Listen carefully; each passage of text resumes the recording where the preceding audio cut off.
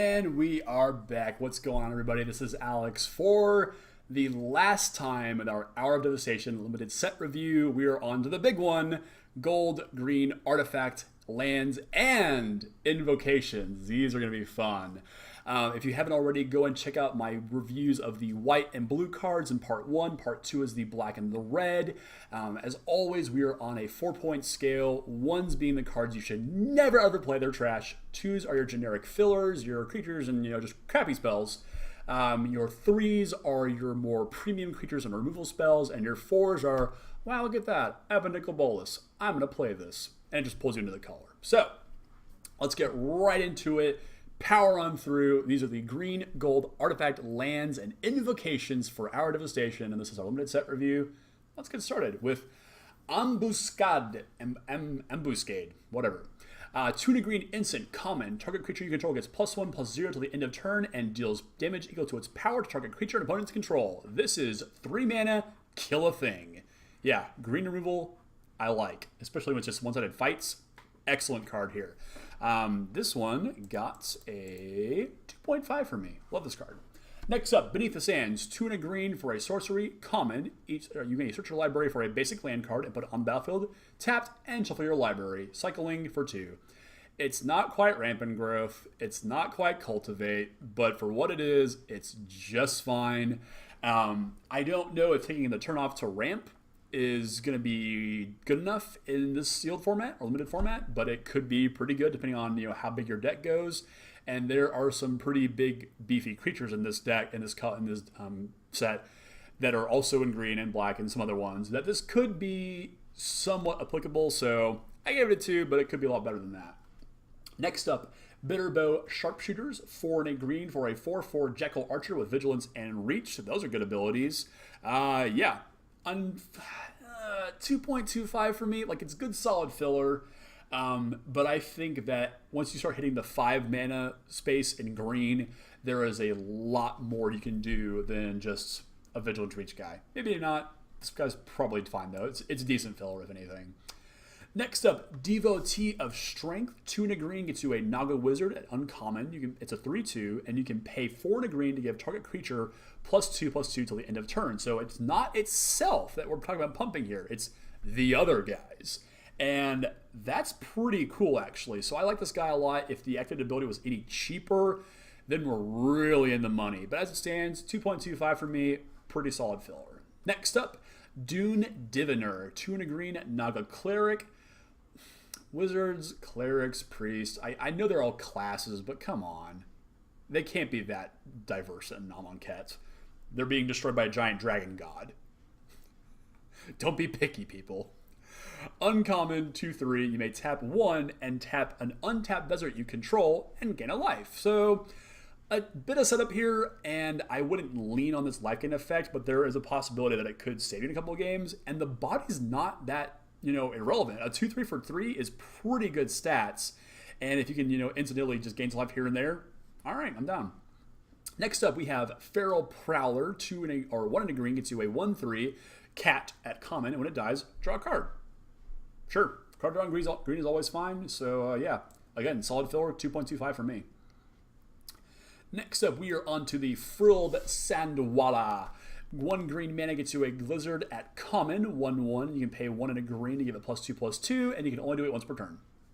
So yeah, not terrible.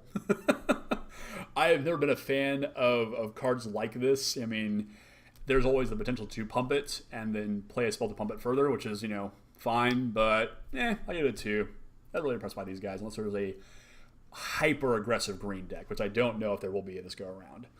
Next up, we've got Gift of Strength. 1 and a green instant at common, and it gives a creature +3/+3 and reach till the end of turn. So Giant Growth plus Spidery Grasp, sort of. Again, good but not great. 2.25 for me, solid trick. Next up, Harrier Naga. 2 and a green gets you a 3/3 Naga Warrior. Oh, that's it. That's all it is. I don't know why it's a Harrier. When I think of Harrier, I think Harrier, jets that can lift off vertically and land vertically. Maybe. I don't know. This is a 2 for me. Just it's generic as you can get. and it's decent filler and bad at its job at that. So I wouldn't play it. Next up, we have Hope Tender.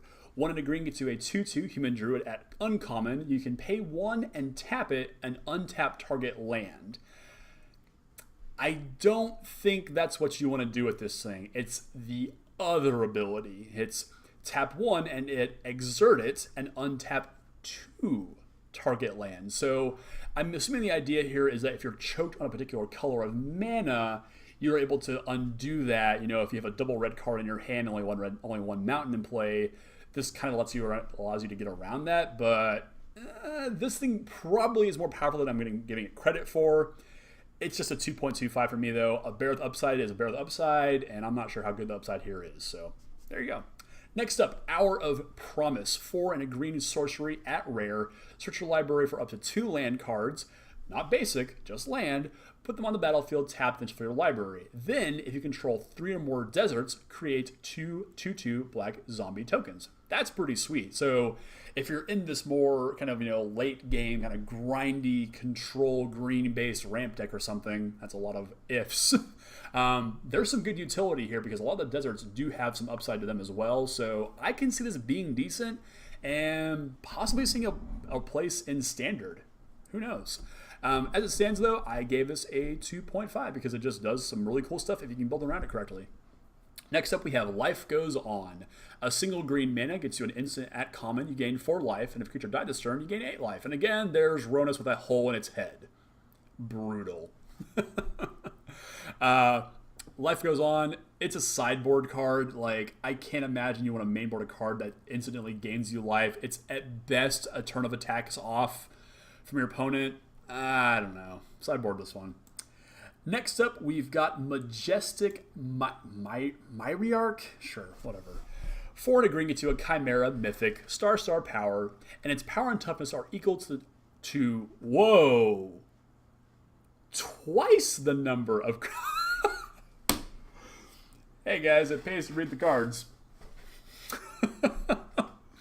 Power and toughness are equal to twice the number of creatures you control. So one creature's a 2/2, and so on and so forth. At the beginning of each combat, if you control a creature with flying, this thing gains flying till the end of turn. Same goes for Lifelink, Double Strike, Death Touch, Haste, Hexproof, Indestructible, Lifelink, Menace, Reach, Trample, and Vigilance. So everything, essentially. Yeah, this card's better than I thought it was.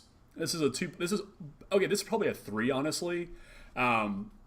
Golly, like this is a 5 mana 4/4.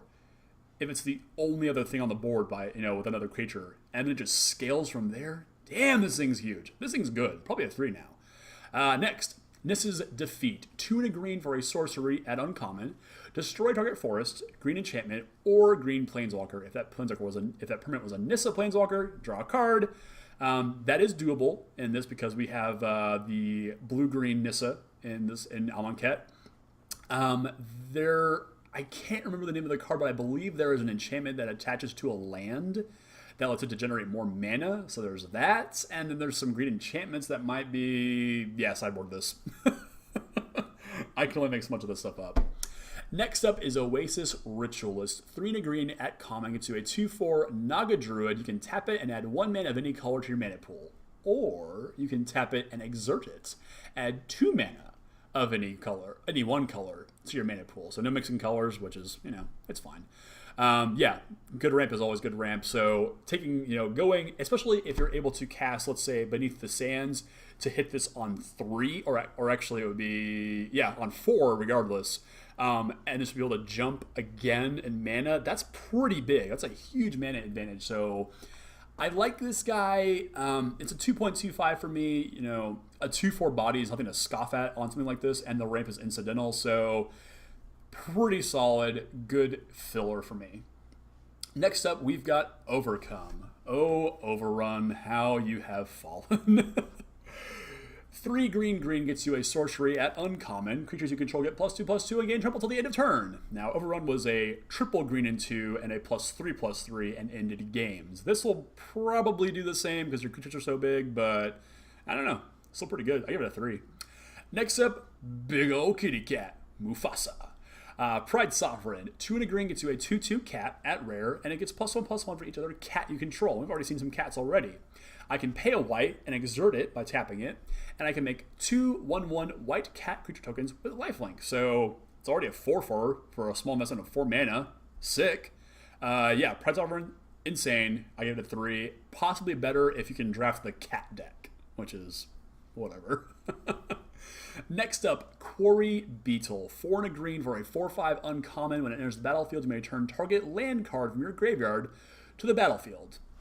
I mean, that's not unreasonable. That's a pretty decent sized body and for a decent effect. So, it's not all that impressive to be, if I'm being completely honest. Though I give it a 2. It's just good generic filler. It's a big body at least. So there's that. Moving right along, we are on to Rampaging Hippo.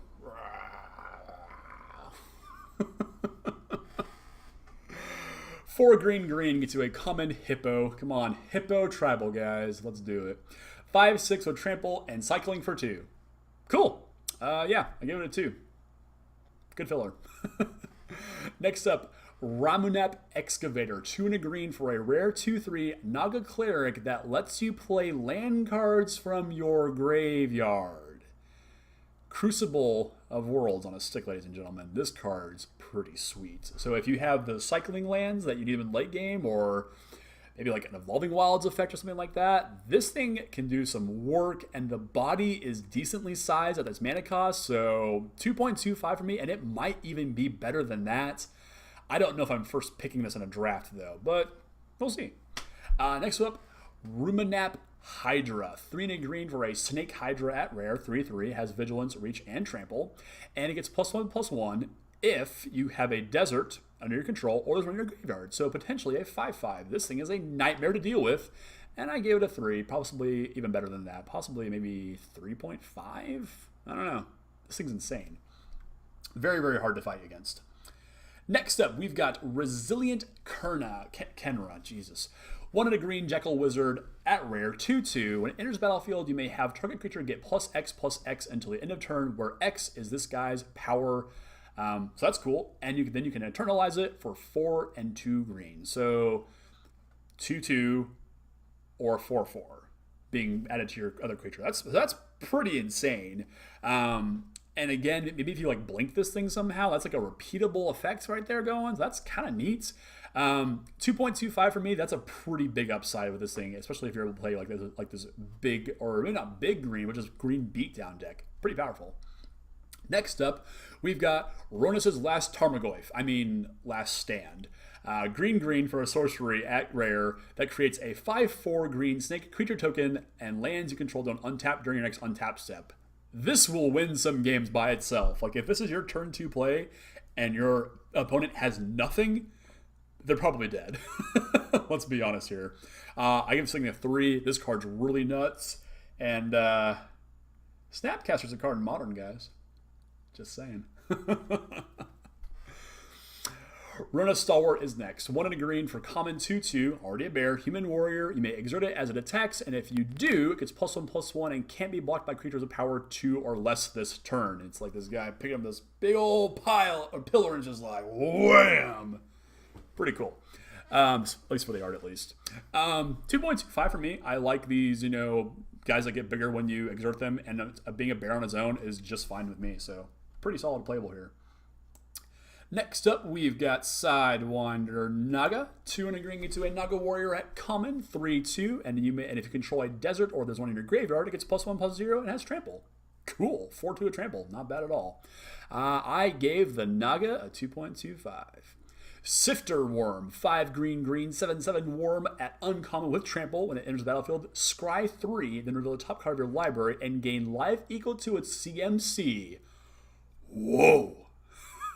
He's big and does big things. 2.5 for me. This thing is probably the top of your curve in your green deck. This thing's good. Also goes pretty well with Tenacious Hunter. 2 green crocodile, uncommon. As long as a creature has a -1/-1 counter on it, this guy has vigilance and death touch. Now the Rota doesn't say creature you control, just a creature. Sweet. 4/4, awesome. This guy's really, really good. I give say a 3.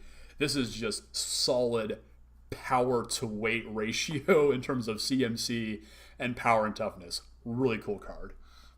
And we're going to end on a stinker here. Uncage the Menagerie. X green for a sorcery. Search your library for up to X creature cards with different names that each have convert mana cost X. Reveal them, then put them into your hand and shuffle your library. So at 3 mana, you get 1/1/1. At 4, you get 2/2/2s. At 5, you get... You see where I'm going with this. Your deck would look so weird on paper for this to work. And I just don't play this unlimited. Like, you can't... Like, maybe there is a draft deck out there that can possibly do this. But I don't think so. Just leave this one in the box, leave it in the pack, pass it around. Junk rare, 100%.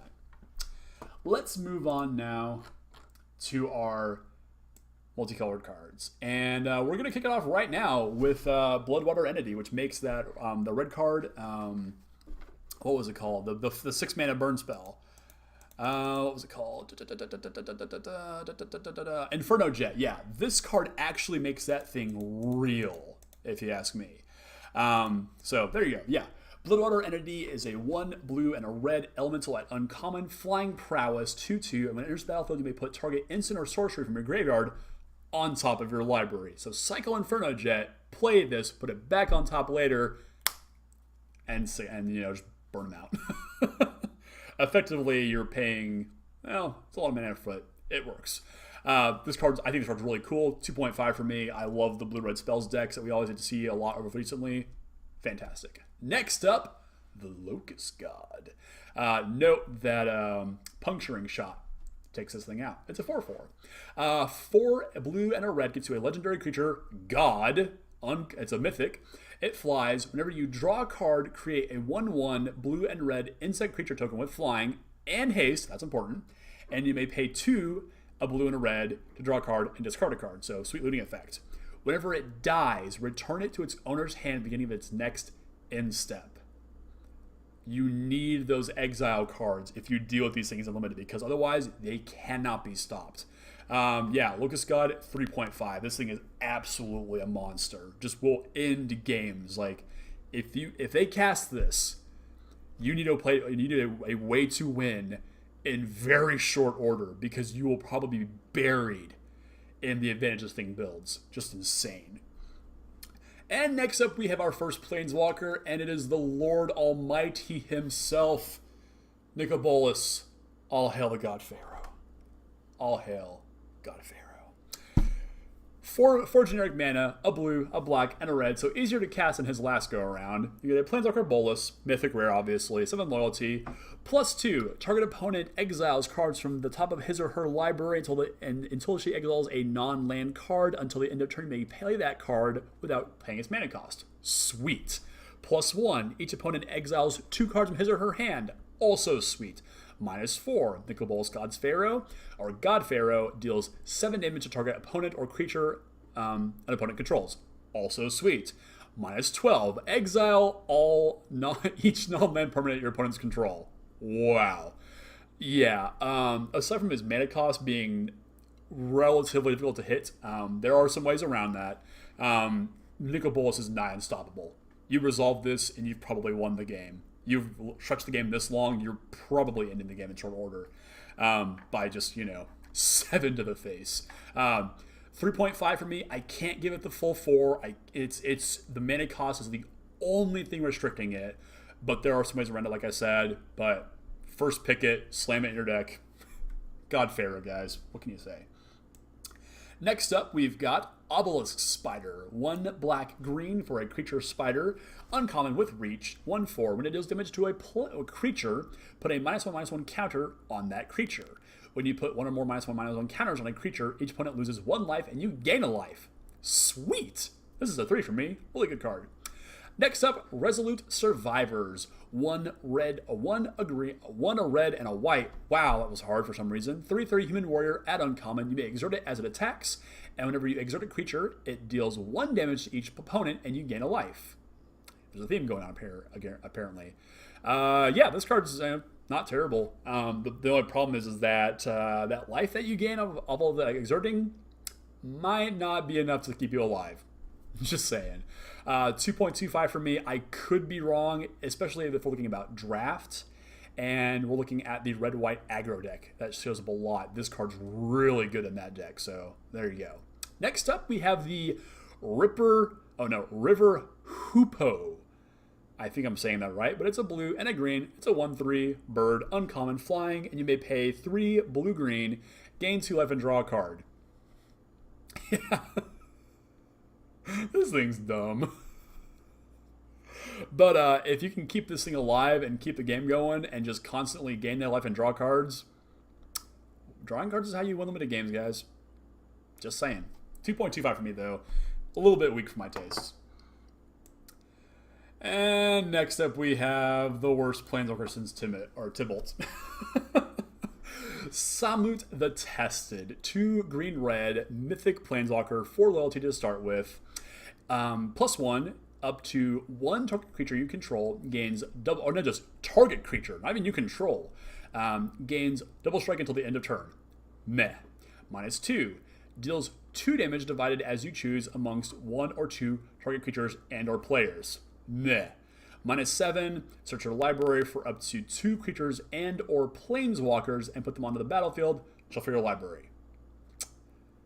Nope. I better be in a pretty solid red-green deck and have opened this in draft in like packs 2 and 3. I will not first pick this. That is a rare thing. I will not first pick Samut. Like, she is... I know she's important to the story, but this is a really bad Planeswalker, everybody. Just don't, like... Play it in your red-green sealed deck, fine. Double Strike is fine. But beyond that, this Samut is bad. Really bad. Which really sucks, because Planeswalkers should be cool. Sorry, Samut. Moving on to the Scarab God. 3 blue-black, legendary creature god, mythic, 5/5 again, so it gets killed by puncturing shot. Beginning of your upkeep, each opponent loses X life, and you scry X, where X is the number of zombies you control. Nice. You can pay 2 blue-black, exile target creature card from a graveyard, not even have to be your graveyard, and create a copy of it, except it's a 4/4 black zombie, and when it dies, it does the thing. Yeah, this thing's also insane. With enough zombies in the deck to go along with it, you are going to end the game in short order unless it can remove Mr. Scarab God. Wow, this card's insane. 3.5. It's almost there. Like it's like the gods are the most powerful cards in this whole set, just bar none. Like there's just unstoppably, like insanely good. Next up, Scorpion God, 3 black-red, 6/5 legendary creature, God. Whenever a creature with a -1/-1 counter on it dies, draw a card. You may pay 1, a black and a red, to put a -1/-1 counter on another target creature. And it does the die thing. Again, these things are all insane. And repeatedly putting -1/-1 counters on creatures your opponents control. Yeah. This is Olivia Voldaren. And it better in some ways. Like, this thing's insane. Another 3.5 for me. Absolutely nuts. Next up, we have Unraveling Mummy. This is a 1 white-black 2/3 zombie at uncommon.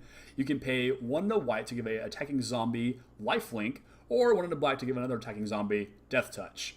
The attacking clause really hurts this guy. Like, if it was just a zombie can get either lifelink or death touch, then we're in business. But as it stands, this thing's not very good, and it's just pretty mediocre filler. 2.25 for me. Now, on to the split cards and the funky way you have to say these things. First up is Farm to Market. The farm half is a 2 and a white to destroy target attacking or blocking creature. Instant speed, pretty sweet.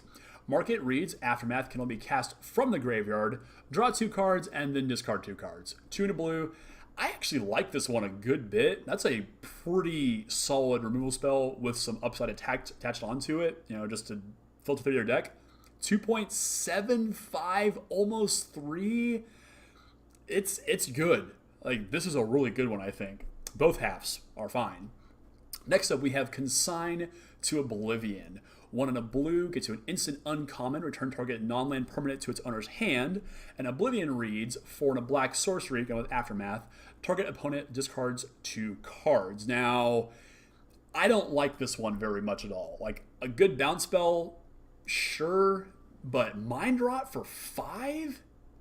Ouch. Like, I don't think so, people. 2.25 for me. Not impressive at all by this one. On to the problem one.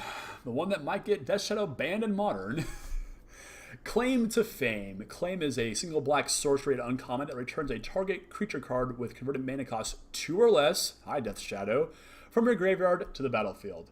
Fame, 1 of a red sorcery, Aftermath. Target creature gets +2/+0 and gains haste until the end of turn. I expect to see this in a Modern deck near you very soon. I give this one a 2 point, just a 2 for me, simply because there aren't a lot of cards that I would want to bring back with this. So, meh, not all that great to me, honestly. Next up, Struggle to Survive. 2 and a red gets you the struggle side. Instant uncommon, deals damage equal to the number of lands you control to target creature. Solid removal spell right there. These are always playable and limited. Survive is 1 in a green, Aftermath, and each player shovels his or her library back, or no, shovels his or her graveyard back into the library. I don't know why you'd want to do that unless you're playing against someone who's like abusing the crap out of their graveyard, using Eternalize and cycling and all that nonsense. 2.5 for me though. The struggle side is really good. Struggle is fantastic. Next up we have Appeal to Authority. Appeal is a sorcery at uncommon and gives target creature trample and X+X, where X is the number of your creatures you control, and Authority reads Aftermath. Tap up to 2 target creatures your opponents control. Creatures you control gain vigilance until the end of turn. This to me reads 3 mana with enough board state, win the game. It's just that simple. Big enough board state, both halves of this, done. Yeah, this card's really, really good. 2.5 for me. I like this card a lot. Next up, we've got Leave to Chance. 1 in a red, or 1 in a white for an instant rare. Return any number of target permanents you own to your hand. Chance reads 3 in a red Aftermath. Discard any number of cards, then draw that many cards. I don't think this has a place in Limited. I think this has a place in older formats where things like Paradoxical Outcome exist. That's just my take on this thing. 1.5, almost a 0. There's probably some, space where you pick up all your stuff, and it's like, well, these creatures suck now, so I'll just pitch them all and just draw new cards. Maybe, but I wouldn't touch this one, honestly. Not very good at all. Next up, Reason to Believe. 1 blue gets you a sorcery at rare to scry 3. It doesn't draw a card, though. Sorry, Ponder. And Believe is a 4 and a green sorcery, Aftermath. Look at the top card of your library. If it's a creature card, you can put it on the battlefield. Otherwise, put it into your hand. So, powerful, yes. Just, I don't know how impactful this will be. So I would give this a 2. It's mediocre at best. Next up, we have Grind to Dust. Talk about metal.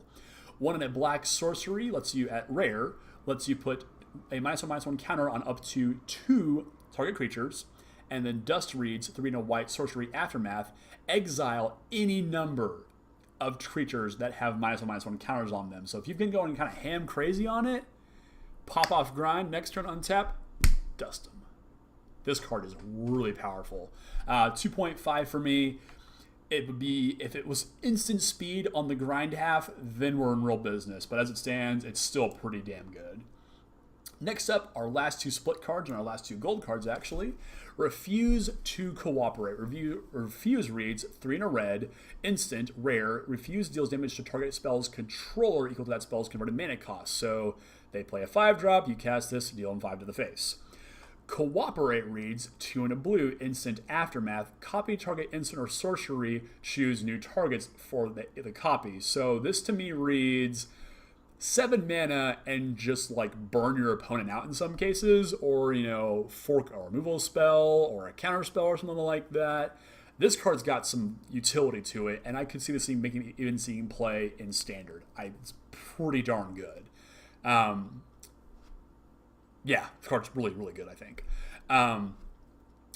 Give it a 2.5 just because it's a little bit more conditional, but this card's really, really insane, I think. Driven to Despair is our last split card. 1 and a green gets you a sorcery at rare. Until the end of your turn, creatures you control gain trample, and whenever this creature deals combat damage to a player, draw a card. Despair reads 1 and a black, sorcery, aftermath. Until end of turn, creatures you control gain menace, and whenever this creature deals combat damage to a player, that player discards a card. So, again, decently sized board state, 4 open mana, cast Driven, cast Despair, win the game probably, or at least wipe their board.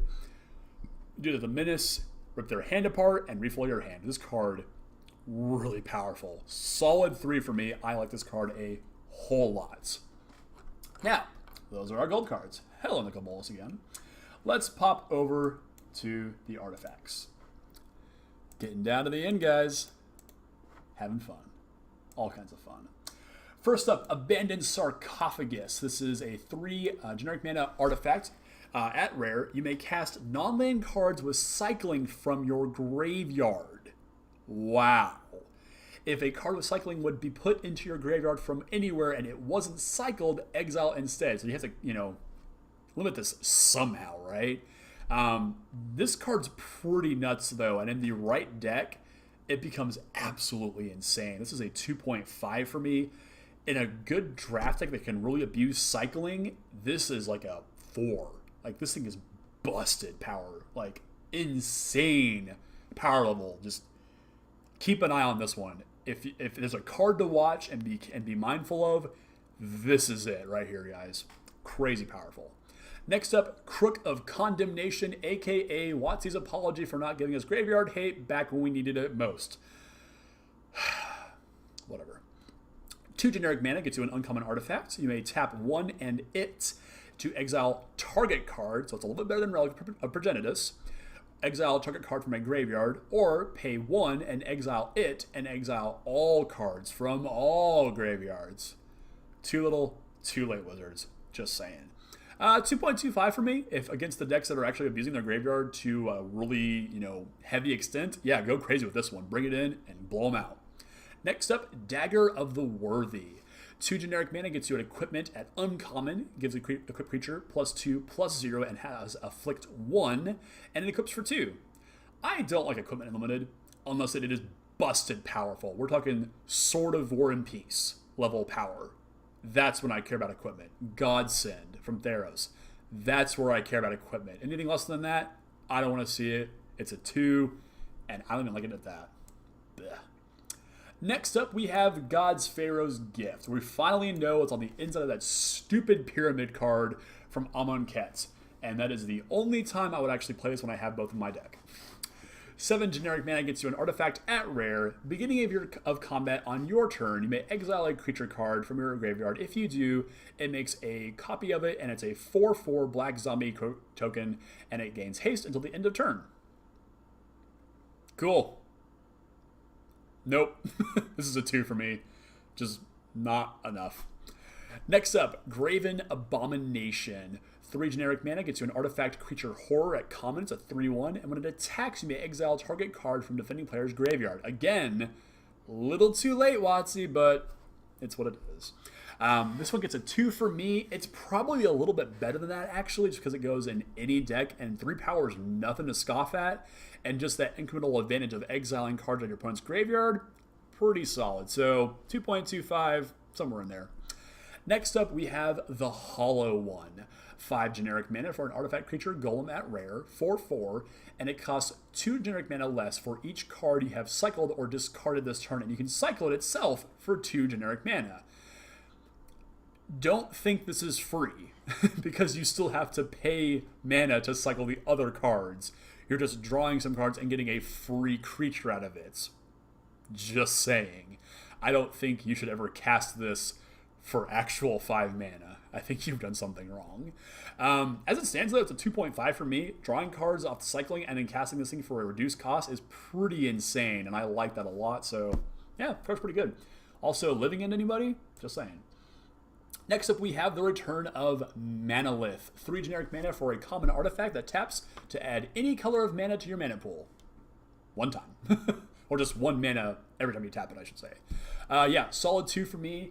Until I see like the necessity for the ramp in the format, I am going to limit this to just the 2. It could be better than that if you're playing like a bigger green deck that needs to hit 6 and 7 mana on, you know, repeated turns. Might be something, but other than that, it's meh.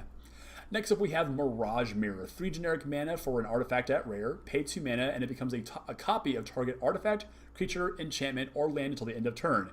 Yes, this does what you think it does with Dark Depths. Cool. Also interesting to note that that is Neheb and his eternalized version inside the mirror. Pretty cool, isn't it? Yeah, I gave this a 2. I don't really see the benefit I'm gaining out of copying creatures unless my opponent has something really big I'm going to block with. I don't know. I could be wrong. I'm not a fan, though.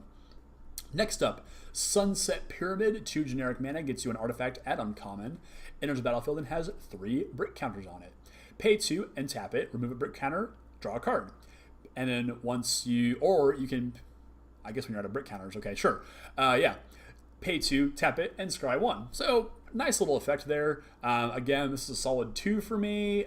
It's a bit much of an investment, but repeated scrying, as we've seen before, is actually pretty good in some cases, so I can see the argument for this. I might rank this a little bit higher in some cases. Next up, we've got a returning favorite from all the way back on original Innistrad, Traveler's Amulet. 1 generic mana for a common artifact. Pay 1, sacrifice it, and search your library for a basic land card, reveal it, put it in your hand, and shuffle your library. Solid. 2.25 for me. Who doesn't love mana fixing like that? Good. And last but not least, we have Wall of Forgotten Pharaohs. 2 generic mana for an artifact creature, common wall. Defender, 0/4. You can tap it, and it deals 1 damage to target player, and you may activate this only if you control a desert or there's a desert in your graveyard. Cool. And those are the artifacts. We're chugging right along here, guys. This is fun. And on to the underwhelming land cycle. First up, Crypt of the Eternals. This is the Nicol Bolas card that you need to cast Nicol Bolas on, you know, the reg. Land uncommon when it enters battlefield, gain a life. You can tap it to add a colorless mana, or you can pay 1 and tap it and add a blue, a black, or a red. Pretty neat. It's the only one like it in the sets, and I think that's cool because of how iconic Nicol Bolas is in this, but it feels a little unbalanced in some cases, but it's fine. If you're playing either any color, any combination of those colors, this land is fine, and it's great for splashing too. So I give it a 2.5 just because it has so much flexibility in it. Pretty solid. Next up, we have the Desert Cycle. There's 1 for each color, and they all represent one of the gods: Fervent, Glorified, Innominable, Mindful, True, all those guys. They all in the battlefield tapped. They all tap for 1 color of mana, you know, of their wheel, and you can cycle it for 1 in a red. That whole cycle gets a 2. Slightly higher because they're deserts, and those cards matter. There you go. Moving right along. Dunes of the Dead. Uncommon desert land. Taps to add a generic colorless mana to your pool, and when it's put in the graveyard from the battlefield, create a 2/2 black zombie creature token. There are some cards that require you to sacrifice deserts, and that lets you do that thing with this. Yeah, I gave this a 2 because I don't think it's very good. Next up is Endless Sands. Land, desert, rare. Look at that. Like, this in foil is going to look so hot. Like, just wow. Taps to add a generic mana. You can tap 2 and tap it to exile target creature you control, and then pay 4 and tap it, sacrifice it, and return each creature exiled with Endless Sands to the battlefield under its owner's control. I assume there's some trickery to be done with this thing somehow. I don't know. Whatever, it's a 2. Next up is Haship Oasis. Again, this is another cycle. They're all uncommon deserts. They tap to add a generic colorless, or tap and pay a life, add the color of their wheel, and they all have an effect. This one green, tap, sacrifice a desert, and give target creature +3/+3 till the end of turn.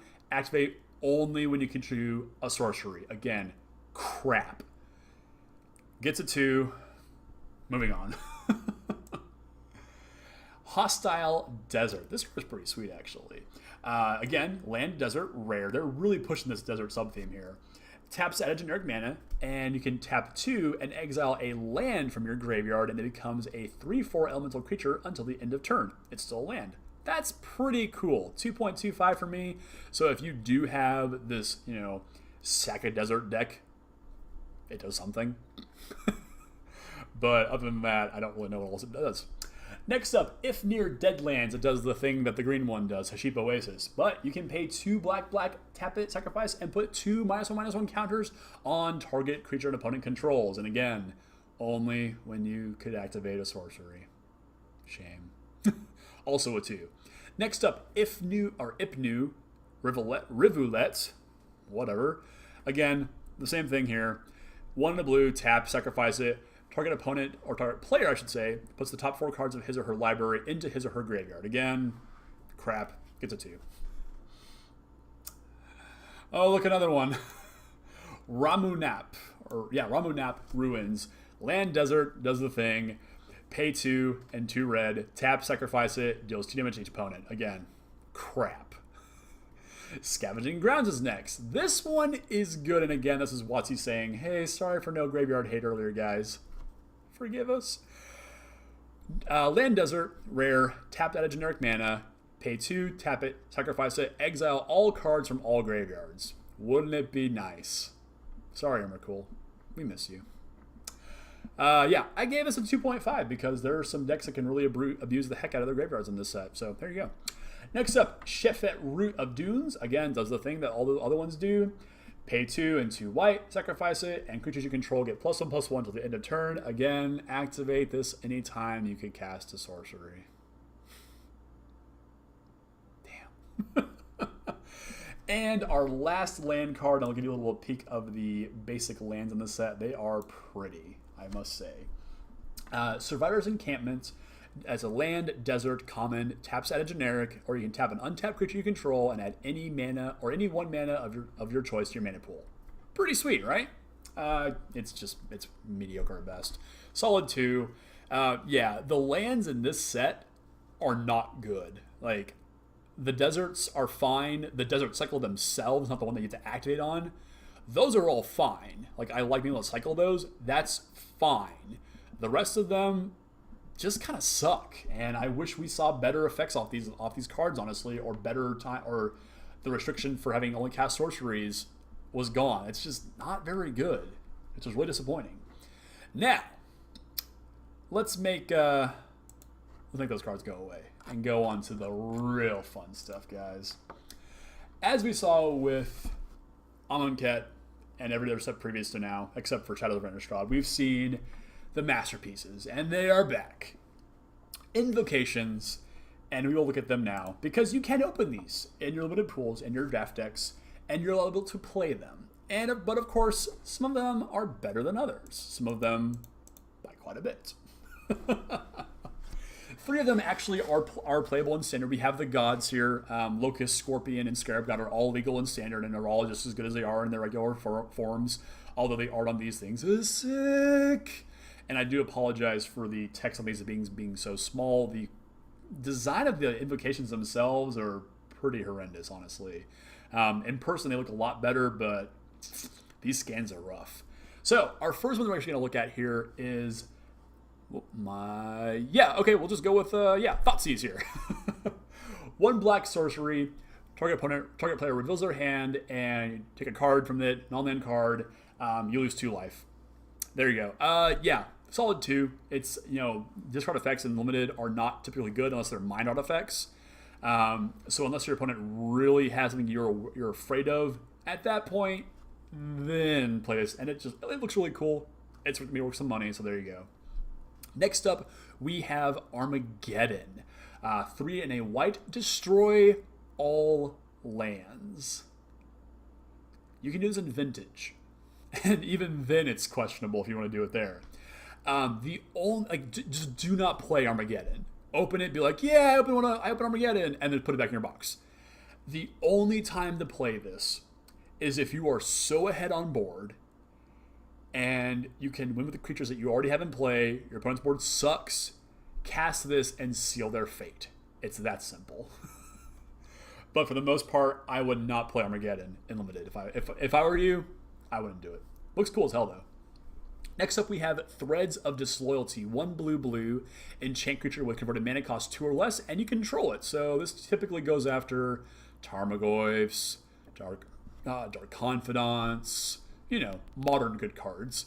As it stands, though, there aren't a whole lot in this set that are worth grabbing, so it's not all that great, to be completely honest. I gave it a 2. There are a couple of like the Eternal guys that might be worth it. The Dreamstealer comes to mind, but beyond that, I wouldn't worry about it too much. Looks really nice though.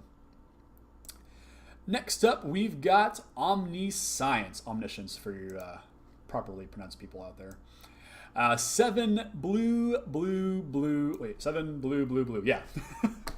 You may cast spells from your hand without paying their mana costs. So typically what you do with this is that you cast it off of, let's see, it's the enchant. Okay, this is the enchantment, right? Yeah, you do this off of Show and Tell. And then you cast, what's it called? It's the one that lets you draw your entire deck. It's from Gatecrash. I forget. And you cast Ember Column in the game. Here, just don't. You'll never cast this. It's 10 mana. Just stop. Next up, we've got Doomsday. Black. Search your library and graveyard for 5 cards and exile the rest of your deck. Put the chosen cards on top of your library in any order. Lose half your life total, rounded up. There is a deck in Legacy that uses this card to win. Or maybe it's Vintage. I forget. Yeah, this is not Vintage or Legacy. Do not play this card. You will lose. I guarantee it. Next up, we've got Boil. My God, do I hate Boil. 3 and a red, instant destroy all islands. Sideboard this one and against your blue opponents, and make them really mad at you. Really mad.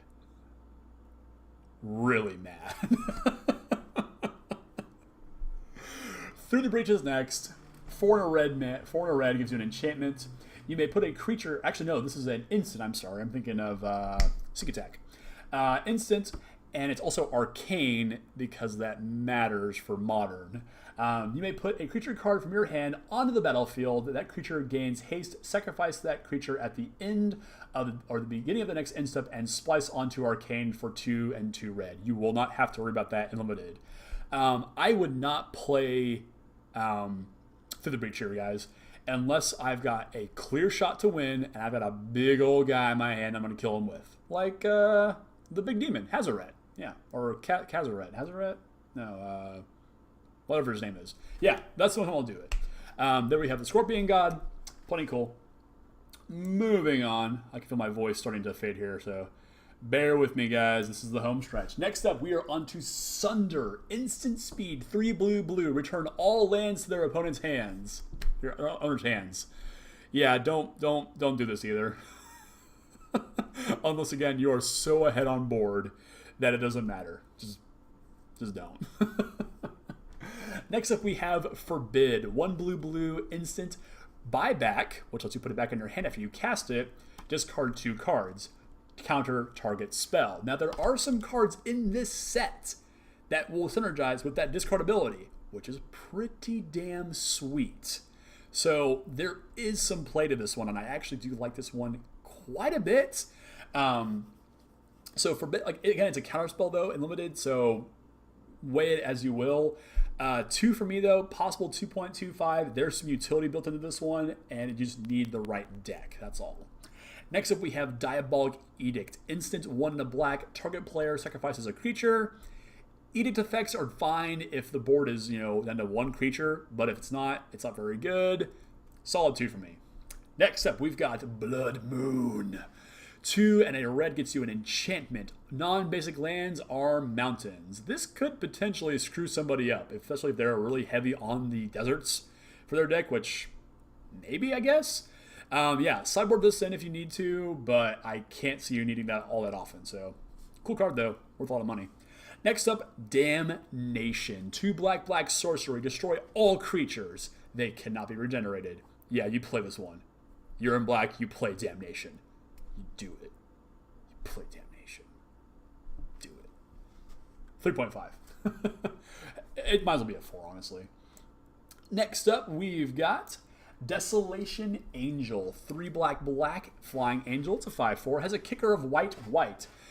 You have to pay the kicker cost when you cast it, so that's important here. Flying, when Desolation Angel enters the battlefield, destroy all lands you control. If it was kicked, destroy all lands instead. Again, careful with these ones. If you destroy all the lands, make sure you can win the game off no lands. So if you're head on board and you've got the 7 mana required to pull this off, by all means, blow it all up and kill them. That's fine. Just be careful. Next up, we have No Mercy. 2 black enchantment. Whenever a creature deals damage to you, destroy it. Cool. I gave this one a 3. If it comes down early enough and your opponent isn't putting a ton of pressure on you, it will really dissuade them from attacking until they can get like an alpha strike in and ensure victory. And by that time, hopefully you've set something up and they're not winning anymore. This card's really cool. I don't know what set this is actually from originally, but it's neat. I like it a lot. Next up, we have Slaughter Pact. It's free, or so you think. Instant speed, destroy target non-black creature. Beginning of your next upkeep, pay 2 and a black. If you don't, you lose the game. All of the packs, if you remember Pact of Negation from Amonkhet, they all have this clause: pay it or lose. And sometimes that happens. Yeah, this is fine. If you're playing against a non-black deck, by all means, go for it. Kill them. Next up, we've got Opposition. Oh my goodness, Opposition. 2 blue enchantments. Tap an untapped creature you control and tap target artifact, creature, or land. Now, if you've watched any of the Channel Fireball cube videos from the past couple of years, you know this goes really nicely with Master of Waves and Hermit Druid. Unfortunately, we don't have the mass token pop generation like we did in that cube, which is, its own thing. But if you can get to the point where you're ahead on board and your opponent's like trying to get, something going and you got a couple guys in play, like, hold on your upkeep, tap my team, tap all of your lands. This card is a nightmare to play against if it's done right. So I like it a whole lot. So yeah, go crazy with it. It's Opposition 3.5 because it will end games. Next card, I absolutely love this card. This is Capsize. 1 blue instant with buyback 3, return target permanent to its owner's hand. Note that doesn't say non-land permanent. So eventually, once the game goes long enough, 6 mana is a boomerang for everything. And I actually put, when it was a thing and I was still playing some Tiny Leaders, this was in my sideboard against the other grindy decks. And the games get to the point where I was capsizing lands multiple times per game. And it just felt so good. So yeah, Capsize is cool. 2.25 is a little expensive, but powerful stuff. Next up, Avatar of Woe. 6 black gets you a creature avatar. 6/5. If there are 10 or more creature cards in all graveyards, Avatar of Woe costs 8 less to cast. It also has Fear, which means it can't be blocked by black creatures or artifacts, or it can only be blocked by black creatures and artifacts. You can tap it and destroy target creature. It can't be regenerated. Avatar of Woe is insane, guys. This thing's absolutely absurd. Yeah, solid 3. It's better, obviously, if you can get it down for 2 mana, whatever. 8 mana is a lot, but games go long, creatures die, you'll get there. The card's really good. Next up, we have Choke. 2 and a green enchantment. It's our only green invocation, actually, which really surprised me. Enchantment, islands don't untap during their controller's untap step. So again, sideboard this against your blue opponent and make them really, really mad.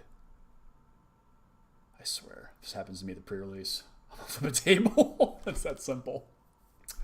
Next up, we have Shatterstorm. 2 red sorcery, destroy all artifacts, and they cannot be regenerated. There aren't enough artifacts in this set to really merit playing this, but yeah, if you have to, you have to. But card's really sweet though. Sideboard it only.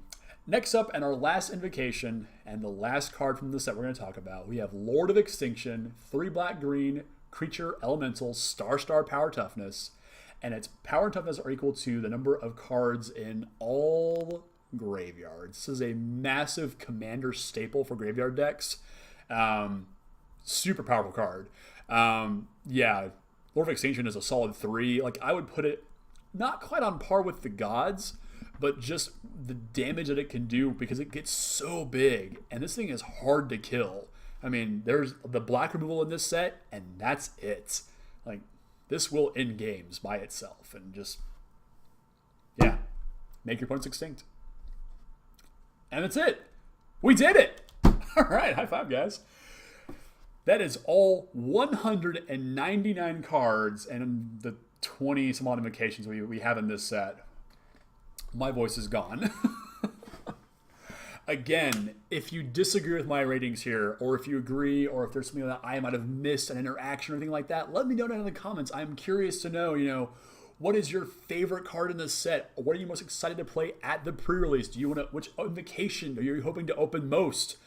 Damnation, obviously. Yeah, don't forget to like, share, and subscribe to the videos, guys. I love doing these set reviews and sharing my thoughts on them, so let's get that dialogue going. Do you agree? Do you disagree? Do you think I'm an absolute idiot when it comes to limited evaluation? I hope I'm not.